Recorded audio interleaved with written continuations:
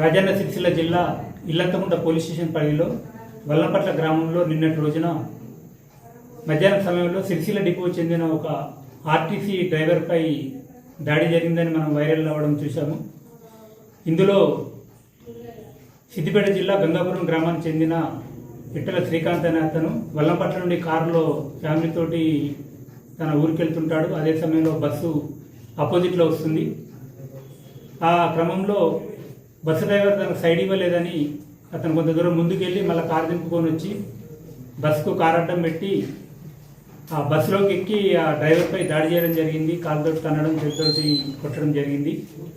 దీనిపై అటు driver Kalluri Balaraju police స్టేషన్లో ఫిర్యాదు చేయగా కేసు నమోదు చేసి దర్యాప్తు చేయడం జరిగింది. దర్యాప్తులో భాగంగా ఈ రోజున అటు దాడికి పాల్పడిన పిట్టల శ్రీకాంత్ను అరెస్ట్ చేయడం జరిగింది.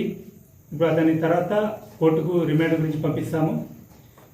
ఈ సందర్భంగా నేను ప్రజలకు తెలియజేయనగా మీరెవరు కూడా చట్టాన్ని చేతిలోకి తీసుకోవద్దు. ఎవరైనా మీకు సైడ్ ఇవ్వకుంటే అదే ఉంటే ఆపి బస్ పైన ఉంటుంది, వాళ్ళకు కంప్లైంట్ చేయండి లేదా పోలీస్ స్టేషన్కి చేయండి. అంతేగాని చట్టాన్ని చేతిలో తీసుకొని ఆ బస్సు డ్రైవర్లపై దాడి చేస్తే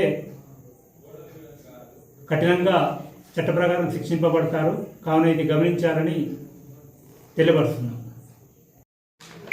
విధుల్లో ఉన్న ప్రభుత్వోద్యోగులపై దాడి చేయడం తీవ్ర నేరంగా పరిగణించబడుతుంది.